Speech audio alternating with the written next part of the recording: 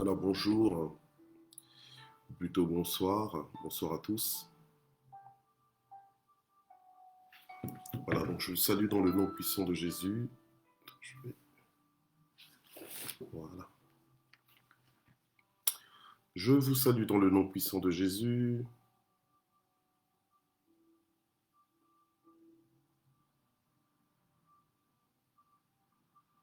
Gloire au Seigneur. Et je vous souhaite la bienvenue.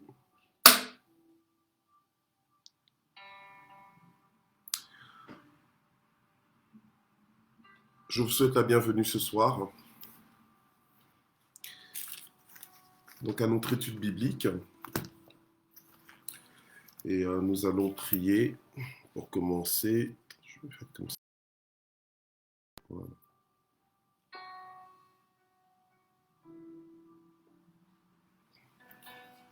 Ok.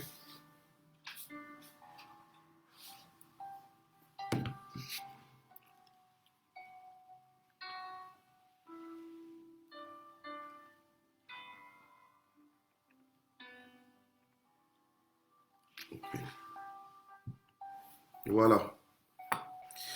Donc bienvenue ce soir donc à l'étude biblique pour poursuivre notre étude biblique sur le thème des offrandes, donc la place des offrandes dans la vie du Fils de Dieu, de la fille de Dieu. Aujourd'hui, nous allons voir les prémices, et si nous avons le temps, nous allons commencer donc aussi à voir les dîmes, donc les prémices, ensuite les dîmes. Voilà, donc nous allons prier. Père, nous voulons te recommander ce moment. Nous prions, Saint-Esprit, pour que tu inspires ce moment, que tu nous parles, que tu nous instruises, que tu nous éclaires en matière des offrandes. Que vraiment, Seigneur, tu puisses nous donner le cœur aussi pour te faire des offrandes, mais des offrandes que tu as, qui te sont agréables au nom puissant de Jésus. Amen. Gloire au Seigneur. Voilà, alors, j'avais dit que cette fois-ci, je n'allais pas faire un récapitulatif des enseignements qui ont été donnés auparavant, mais les vidéos des enseignements sont à votre disposition donc sur notre page Facebook, ainsi que sur notre chaîne YouTube, donc Église Parole de Vie. Voilà. Donc n'hésitez pas à y aller pour justement recevoir donc les fondements donc, de cette étude sur la place de l'offrande. Je crois que c'est important puisque les offrandes font partie de notre quotidien et même donc de notre vie de culte à Dieu. Alors, aujourd'hui, donc on va voir les prémices. Les prémices, ça veut dire les premiers fruits. Les premiers fruits, que ce soit les premiers fruits de la terre, les premiers, ou bien les premiers animaux nés d'un troupeau. Les prémices, c'est le commencement ou bien le début. Donc, c'est un type d'offrande, on va dire volontaire. Volontaire parce que, au final, toutes les offrandes que nous pouvons faire, même en matière de dîmes, quand nous allons voir les dîmes, même en matière de dîmes, je veux dire, c'est vrai que c'est dans le langage de Dieu qu'on puisse lui offrir des offrandes, qu'on puisse lui apporter des offrandes. Dieu aime ça, Dieu prend plaisir à cela. Depuis l'Ancien Testament jusqu'au Nouveau Testament, Dieu fonctionne avec le langage des offrandes. Donc, ce n'est pas quelque chose qui est résolu, ce n'est pas quelque chose qu'on peut dire que non, c'est complètement dépassé. On n'a plus besoin d'offrandes pour comment entretenir, entre guillemets, notre relation avec Dieu. Non, on a toujours besoin d'offrandes. On a vu c'est quoi l'offrande, pourquoi nous donnons à Dieu, qu'est-ce que nous voulons exprimer à Dieu. En réalité, c'est d'abord une preuve d'amour à Dieu. D'accord? Voilà. Les catégories d'offrandes que nous sommes en train de voir, là on commence avec les prémices. Les prémices, c'est donc les premiers fruits, je disais, les premiers fruits que tu donnes au Seigneur, premiers fruits de la terre, premiers fruits de ton travail que tu apportes au Seigneur. Alors la Bible nous dit dans Proverbe 3, on va lire quand même quelques passages des Écritures et spécialement aussi dans l'Ancien Testament, mais comme je dirais encore une fois, c'est pas que je veux nous ramener dans la loi de l'Ancien Testament pour vivre sous cette loi-là. Non. mais c'est plutôt pour nous aider à comprendre en fait le mouvement des offrandes, à comprendre ce qu'on entend par offrande, quel genre d'offrande nous pouvons offrir, quelle est la qualité en fait d'offrande que nous pouvons offrir à Dieu. Voilà. Alors, donc, dans les prémices, là, on est dans Proverbe 3 au verset 9 et 10. La Bible nous dit ceci, la Bible nous dit, honore l'Éternel, honore l'Éternel. Donc, en fait, on parle de honorer l'Éternel, c'est-à-dire de lui rendre hommage, de lui montrer la considération qu'on a pour lui, de lui montrer qu'il a une place particulière à nos yeux, dans nos cœurs et dans nos vies. Et comment? On nous dit honore l'Éternel. Quand tu honores Dieu, ou bien quand tu honores quelqu'un, c'est-à-dire que tu lui donnes une place de choix. Tu lui donnes une place de choix, tu lui donnes de la priorité dans ta vie. Et nous, en tant que citoyens du royaume de Dieu, nous sommes supposés fonctionner avec les codes de royauté. Les codes de la royauté sont entre autres l'honneur, la galanterie. Il y a un certain protocole que nous devons avoir. Donc voilà, la révérence. Donc vraiment la considération, le respect que donc ça c'est sacré, ça c'est appartient à Dieu et ça se gère de telle façon parce que c'est sacré, parce que c'est réservé pour Dieu. Donc voilà. Alors, on nous demande d'honorer l'Éternel, mais comment? On nous dit honore l'Éternel avec tes biens. Donc, comment est-ce que tu peux honorer l'Éternel avec tes biens? C'est pas en les gardant, c'est pas en les gardant entre tes mains, c'est pas en les gardant dans ta poche, mais bien au contraire, c'est en les apportant à Dieu. C'est en les apportant à Dieu comment? En offrande. Donc, tu apportes tes biens, par exemple, je veux dire, à l'Église. Donc, c'est comme ça que certaines personnes vont apporter toutes sortes de biens qu'ils ont. Et en résumé, on va dire, c'est au travers de l'argent que tu apportes cela. On nous dit honore l'Éternel avec tes biens. Donc, ce n'est pas que tu es en train d'essayer d'enrichir le pasteur ou d'enrichir qui que ce soit qui travaille dans l'église, mais tu le fais parce que tu veux honorer Dieu. Et comme la Bible nous le recommande, honore l'Éternel, mais avec tes biens. Pas simplement, d'ailleurs la Bible nous dit, n'aimons pas que en parole, n'aimons pas que en parole. Donc, et à un moment donné, tes actes doivent aussi prouver. Tes actes doivent prouver, ta poche doit le prouver. Tes biens doivent être gérés de sorte que ça montre à Dieu que tu veux l'honorer. Voilà. Donc, honore l'Éternel avec tes biens et avec les prémices de tout ton revenu. Et avec les prémices de tout ton revenu. Donc, avec les premiers fruits de de toute ta production. Donc de tout ce que tu produis. Voilà. Donc c'est quelque chose qui peut paraître wow, ça a l'air trop, ça a l'air Dieu veut tout me prendre. Mais en réalité, quelqu'un qui marche avec Dieu ne craint pas d'honorer Dieu, n'est pas n'est pas stressé, n'est pas coincé pour le faire, parce que c'est quelqu'un qui est reconnaissant, qui est rempli d'amour vis-à-vis de Dieu et qui n'hésite pas en fait à manifester à Dieu l'amour, le respect et l'honneur qui lui est dû. C'est un peu comme quand tu veux honorer tes parents, honorer tes enfants, honorer des êtres chers autour de toi, ben, tu vas t'arranger, tu vas t'organiser pour leur offrir quelque chose de valeur, quelque chose qui a du prix. Voilà. Et les personnes, en recevant le cadeau de ta part, eh bien, vont reconnaître que waouh, on m'a fait un beau cadeau ici, on m'a offert quelque chose qui a coûté. Et voilà. Donc, c'est un peu dans ce sens-là. OK?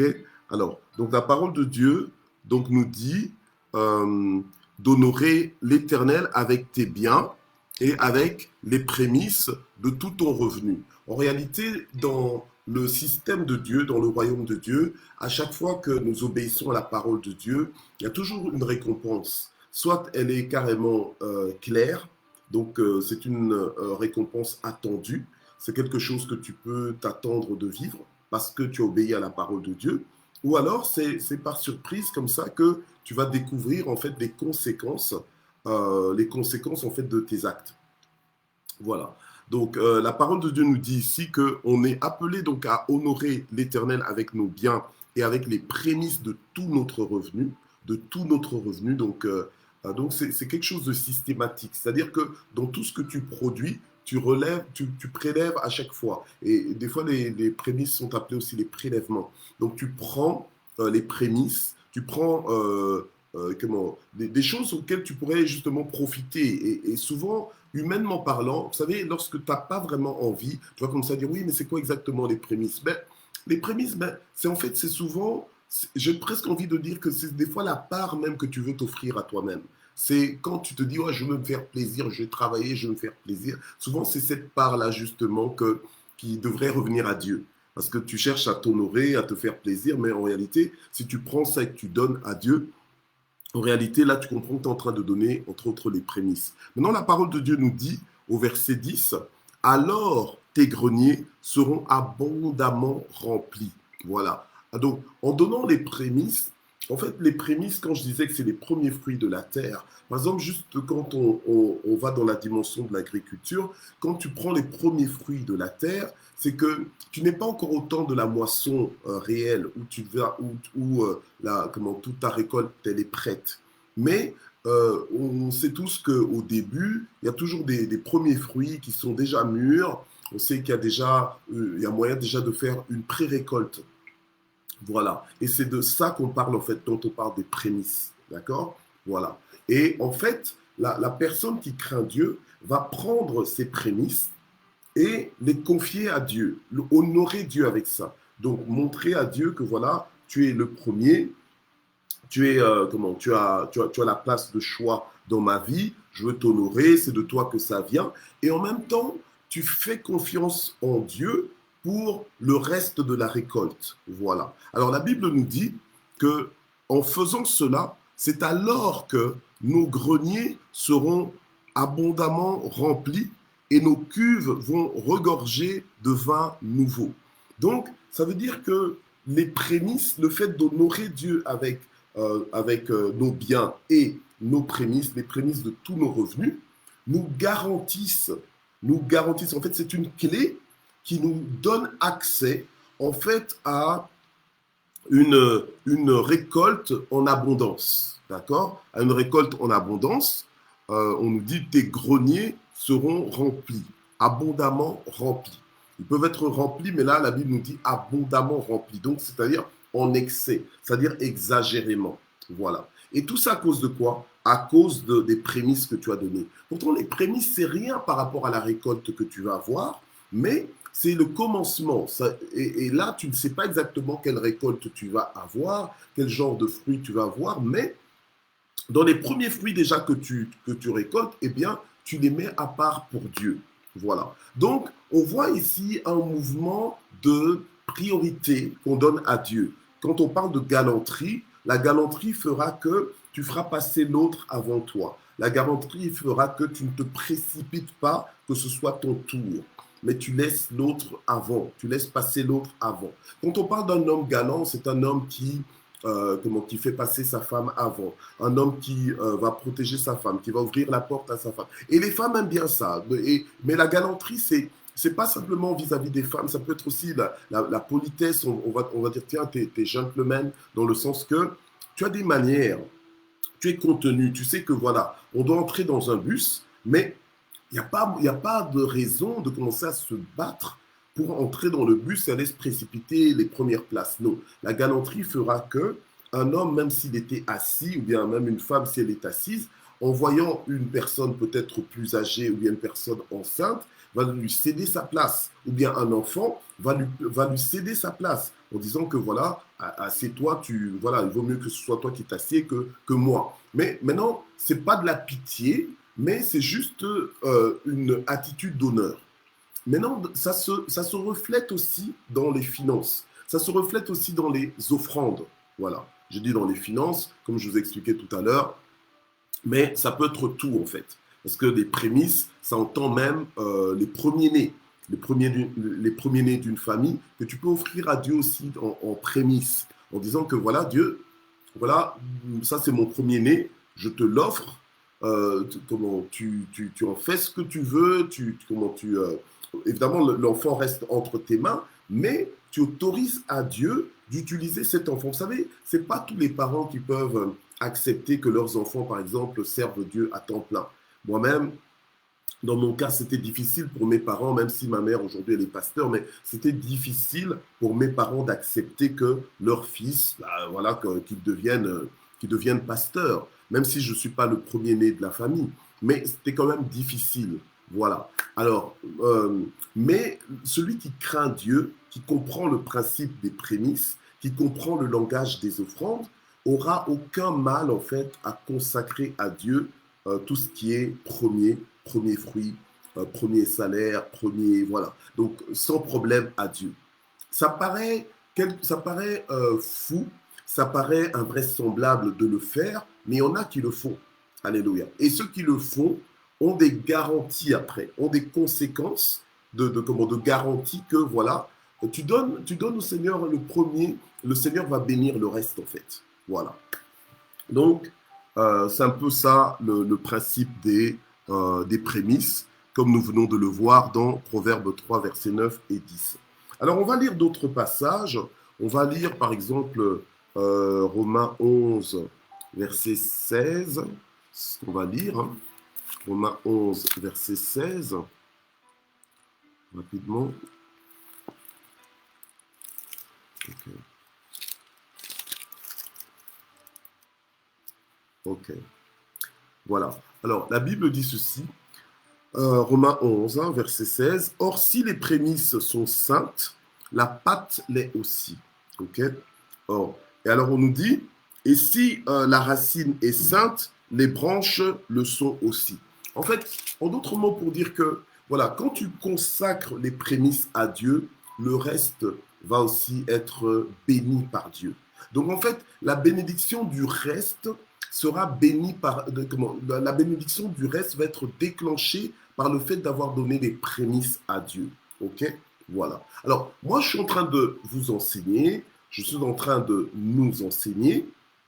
Amen. Ce sont des choses ce sont des principes du royaume que si tu les appliques, si tu les mets, si tu les exerces, en fait, tu ne seras pas sans conséquences. Tu verras des conséquences heureuses. Amen. Maintenant, tu ne fais pas ça, comme je le disais dans les deux autres leçons, tu ne donnes pas des offrandes à Dieu comme dans un troc, comme par échange. L'objectif de ton offrande à Dieu, ce n'est pas forcément que tes greniers abondent abondent dans leur remplissage. Non. Mais ton objectif, c'est d'honorer Dieu. Voilà. Parce que la Bible nous dit honore l'Éternel avec tes biens, avec toutes tes prémices. Donc, en fait, tu ne donnes pas pour t'honorer toi. Tu ne donnes pas pour t'enrichir toi, mais tu donnes pour honorer Dieu. Donc, tu dois avoir ce cœur-là.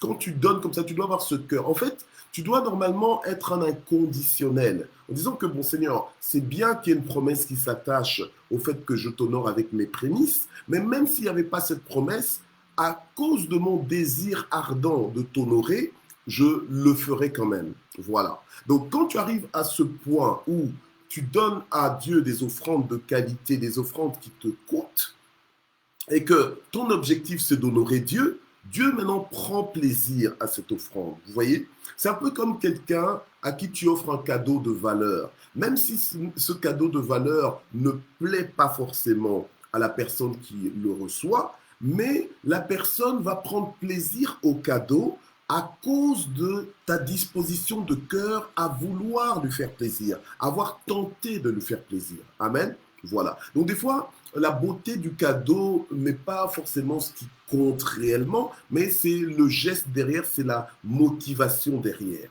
Voilà.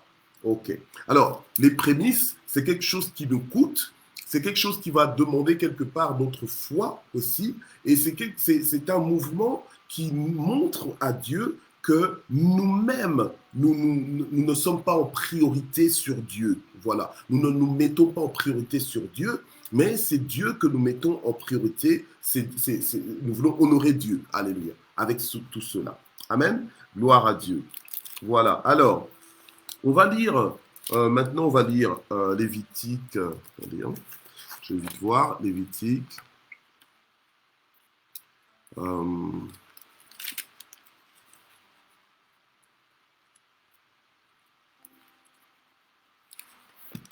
Ok.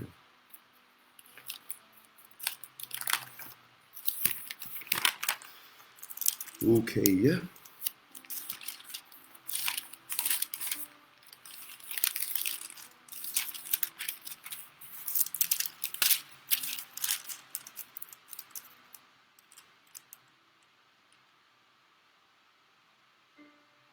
Voilà. Donc on est dans Lévitique 23, au verset 10. Hein. Lévitique 23, verset 10.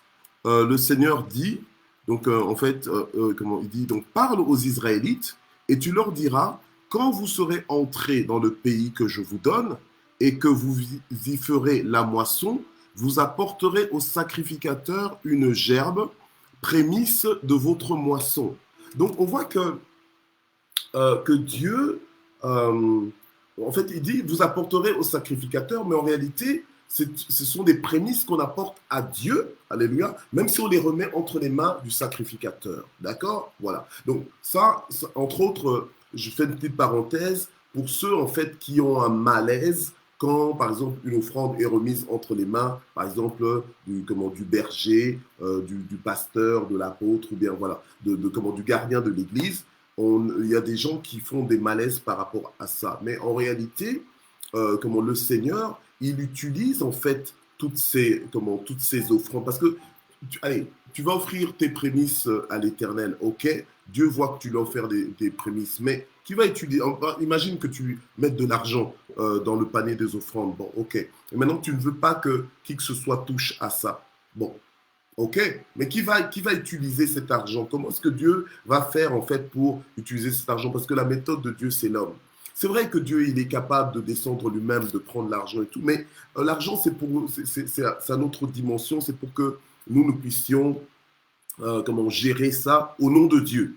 Alléluia. Amen. Donc, en fait, nous devons vraiment avoir la bonne attitude par rapport aux offrandes. Quand tu donnes une offrande, tu dois comprendre que c'est entre toi et Dieu, d'accord? Et tes prémices, là, on voit que dans l'Ancien Testament, le Seigneur lui-même, il demande précisément des prémices par rapport à ce que tu fais. Donc, tu ne peux pas juste faire des choses et te dire que ah, ça c'est mon premier salaire, ah, ça c'est mes premiers revenus, ah, ça c'est mes premiers légumes, ah, ça c'est mon premier-né, mais ah, c'est à moi. Non, nous devons apprendre à redonner à Dieu et comprendre même que en réalité, tout ce que Dieu nous donne, en fait, ne nous appartient pas totalement. Ça lui appartient à lui, mais nous sommes ses administrateurs, nous sommes ses gérants. Et un gérant, normalement, vous voyez, alors quand tu te positionnes en gérant de l'Éternel, tu n'auras plus de mal à libérer en fait, à faire des offrandes à Dieu, à devenir partenaire avec Dieu. Tu n'auras plus de mal parce que tu sais que ce que tu as en fait ne t'appartient pas. Ça appartient pleinement à Dieu, mais il a mis ça entre tes mains comme gestionnaire. C'est comme si Dieu prenait son portefeuille et te donnait son portefeuille, bien son porte-monnaie. Et maintenant, il te dit, ben écoute, ce mois-ci, tu donneras tel montant, ce mois, la semaine d'après, tu donneras tel autre montant, et toi, ça te pose problème, et pourtant, ça ne t'appartient pas. Mais c'est le propriétaire de cet argent qui te dit comment tu vas faire, mais toi, ça te pose problème. Vous voyez? Alors, c'est souvent comme ça qu'on a des soucis, et comme ce mois-ci, on est dans le mois des violents, donc on doit comprendre, on va se faire violence dans notre mentalité pour ajuster notre mentalité à la mentalité de notre identité. On est des gestionnaires. Tout ce que Dieu nous donne, en fait, il nous le prête. Il le met entre nos mains. Il nous le prête. Amen. Voilà. Gloire au Seigneur. Alors lisons Deutéronome 12.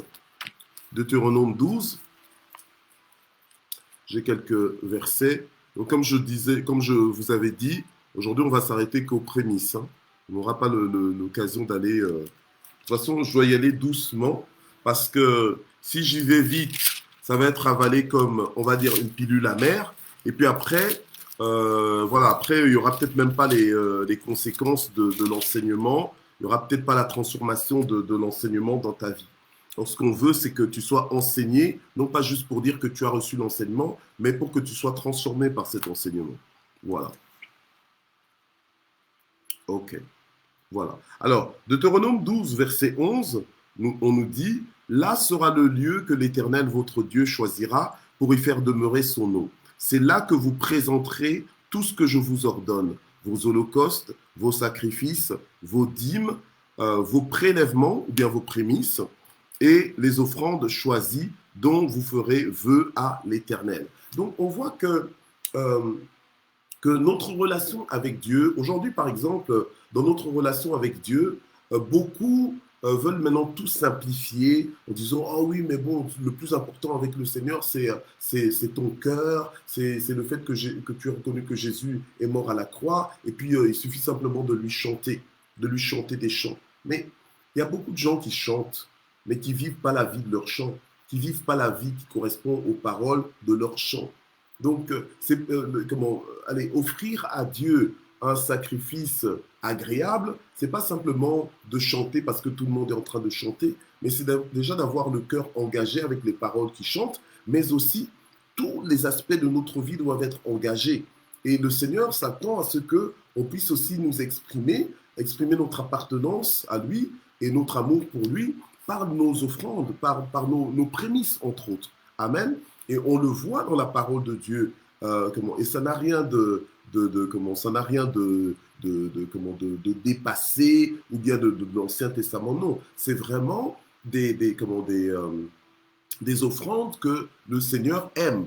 Parce que ça lui dit quelque chose par rapport à notre cœur, par rapport à la considération qu'on lui accorde. Amen. Voilà. Vous savez, la Bible pourrait simplement nous dire, ok, d'accord, tu crois que Dieu existe, ben c'est bien, voilà. Et puis après, un point, un trait, tu n'as pas besoin de le montrer, de le manifester. Non, Dieu veut que l'on vienne à lui avec des expressions de relation, des expressions d'alliance avec lui. Voilà, des expressions d'alliance. Et parmi ces expressions d'alliance, entre autres, il y a le fait d'apporter nos prémices. Voilà, alors, allons avec moi dans Deutéronome 18, puisqu'on y est. Deutéronome 18 au verset 4. Deutéronome 18 au verset 4. Voilà. Ok. Donc, on nous dit, tu lui donneras les prémices de ton blé, de ton vin nouveau et de ton huile et les prémices de la toison de ton menu bétail. Amen. Et ici, dans ce passage des Écritures, en fait, dans Deutéronome 18, on parle précisément des droits, en fait, des sacrificateurs et des Lévites. D'accord? Ok. Donc, on voit ici, et quand on parlera peut-être, on va dire des aumônes, mais les aumônes, c'est plus des aumônes aux démunis, des aumônes aux pauvres, mais ici, c'est plutôt des prémices et des offrandes donc spécifiques que le Seigneur demandait à son peuple d'apporter, mais c'était finalement pour le bénéfice et l'avantage des sacrificateurs. Voilà. Amen. L'avantage des sacrificateurs. On doit être enseigné. Le peuple de Dieu doit être enseigné, comprendre. Parce que, vous voyez, quand on lit dans la parole de Dieu, on voyait que Dieu s'occupe de tout. Il a établi un peuple qu'il a mis à part pour qu'il soit pleinement à son service, qu'il soit dans le sacerdoce, qu'il soit des prêtres et que parmi eux, il y ait aussi des souverains sacrificateurs. Voilà. Mais qui devait prendre soin d'eux? C'était le peuple qui devait prendre soin d'eux. Et comment le peuple devait prendre soin d'eux? En fait, en apportant à Dieu ce que Dieu leur demandait d'apporter, en apportant des offrandes spécifiques que Dieu leur demandait d'apporter. Et ces offrandes étaient maintenant destinées, entre autres, à la survie des sacrificateurs de Dieu, des prêtres de Dieu. D'accord? Donc, ce n'est pas normal qu'aujourd'hui, qu'on regarde, peut-être qu'on considère des hommes de Dieu et qu'on ne se pose pas plus de questions. Il faut se poser les bonnes questions et pas se limiter qu'à des questions. Il faut se dire, mais quelle est ma contribution personnelle, individuelle, pour que telle personne puisse accomplir sa mission selon Dieu, la mission dont je bénéficie. Vous voyez? Voilà. Alors, des fois, quand on parle comme ça, les gens se braquent. Les gens se braquent, se disent, ah ben voilà, maintenant on en veut à mon portefeuille. Mais en réalité, tout part du cœur qui veut honorer Dieu. Et parce que tu veux honorer Dieu, en fait, tu collabores avec Dieu pour que Dieu puisse aussi honorer ce qu'il honore. Voilà. Et il le fait comment? Ben, au travers, entre autres, du système des offrandes. Amen. Voilà. Donc, en fait, les offrandes, si tu considères ça maintenant comme le salaire des serviteurs de Dieu qui sont donc dans le ministère, donc le salaire des pasteurs, les salaires... Si tu considères strictement ça de ce point de vue-là, tu risques de ne pas faire des offrandes convenables. Tu risques même d'utiliser des offrandes pour punir les serviteurs de Dieu. Pour dire que, ah non, le pasteur là, ces temps-ci, je ne m'entends pas avec lui, je vais réduire sa paye. Donc, tu commences à jongler avec ça. Mais heureusement que Dieu est Dieu, et Dieu prend toujours soin de son peuple.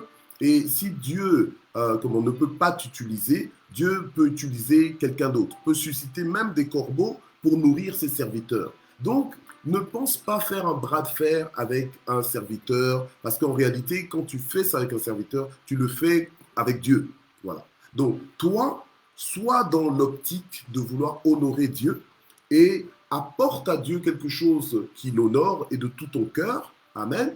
Et vois les conséquences maintenant dans ta vie personnelle, mais aussi les conséquences dans la vie aussi de ton pasteur, dans la vie du gardien de ton âme, entre guillemets, de celui qui veille sur ton âme, en fait.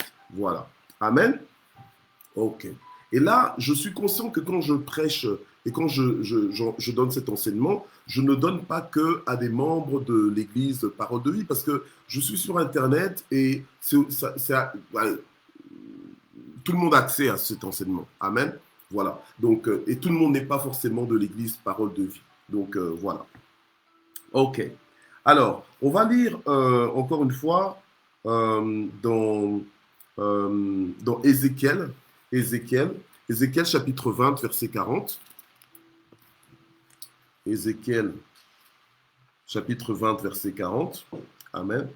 En fait, les prémices expriment à Dieu que Dieu est à l'origine en fait de ces prémices.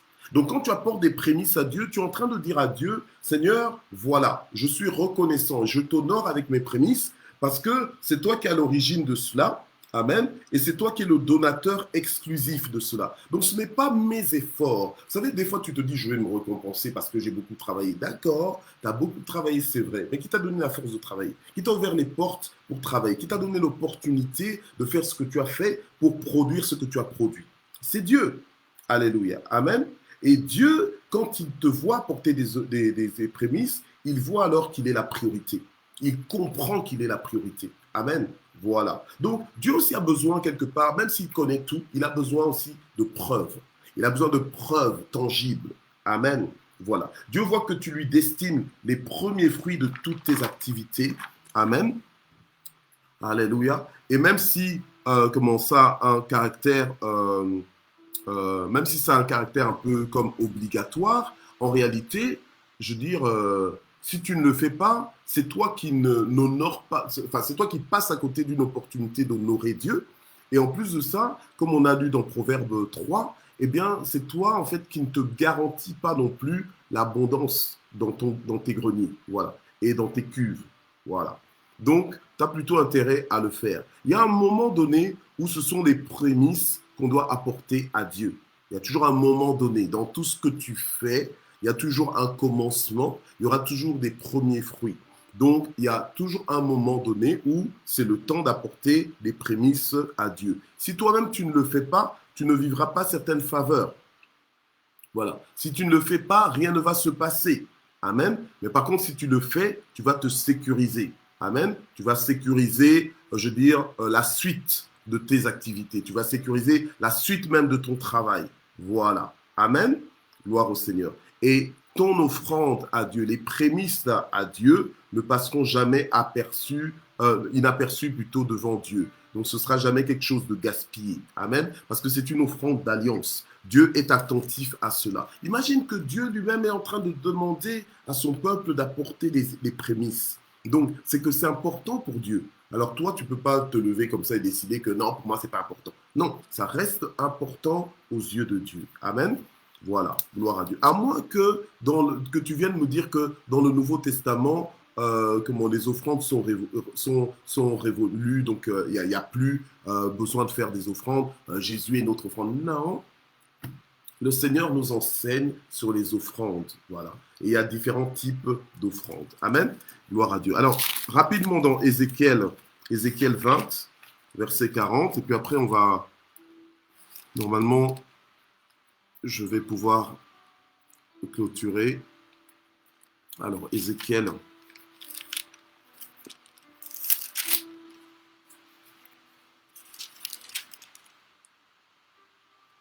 Alors, si jamais vous avez des questions, posez-les-moi toujours. Je ne vais peut-être pas répondre dans les commentaires, mais je pourrais répondre la prochaine fois, donc dans la suite donc, de cet enseignement.